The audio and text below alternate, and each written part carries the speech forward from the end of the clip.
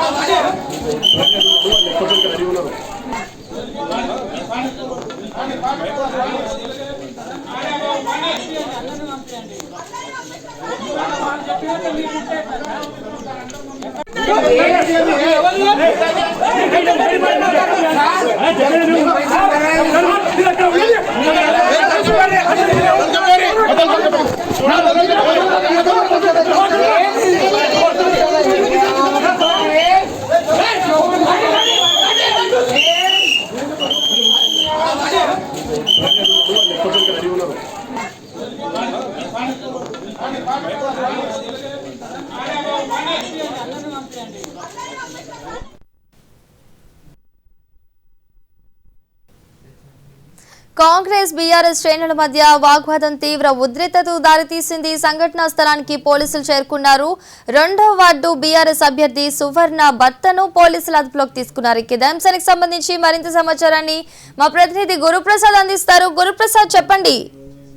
CM Revanth Reddy సొంత నియోజకవర్గం మద్దూరులో ఏదైతే ఈ రోజు చైర్పర్సన్ ఎన్నిక ఉంది, ఈ నేపథ్యంలో గోవింద్ అనే వ్యక్తిని చైర్పర్సన్ గా ఎన్నుకుంటారని సమాచారం వచ్చింది. గత కొన్ని రోజుల నుంచి కూడా గోవిందే చైర్పర్సన్ అవుతారని భావించారు. కానీ ఆయన ప్లేస్ తో సరితాని వేరే చైర్పర్సన్ గా చేస్తారని చెప్పేసి సమాచారంతో ఒకసారి గోవింద్కు సంబంధించిన వర్గులంతా కూడా హడావిడి చేశారు. పూర్తిగా మద్దూరులో ఒక ఉద్రిక్త వాతావరణానికి ముందుకెళ్లిన పరిస్థితి కనిపిస్తుంది. ముఖ్యంగా సీఎం రేవంత్ రెడ్డి సోదరుడు తిరుపతి రెడ్డి అక్కడ చేరుకుని అయినప్పటికీ కూడా అతని కాన్వాయ్పై కూడా రాళ్లతో దాడి చేసే ప్రయత్నం చేశారు. వెంటనే రంగంలో దిగిన పోలీసులు చెదరగొట్టిన పరిస్థితి కనిపిస్తుందంటే సీఎం రేవంత్ రెడ్డి సొంత నియోజకవర్గంలో ఈ సిచ్యువేషన్ ఉన్న నేపథ్యంలో కూడా హైఅలర్ట్ ప్రకటించే ప్రజెంట్ అయితే మద్దూరుకు సంబంధించిన చైర్పర్సన్ ఎన్నిక ఎవరన్నది సస్పెన్స్ లో పెట్టిన పరిస్థితి కనిపిస్తుంది.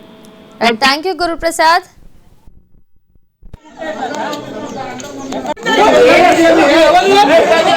Hey,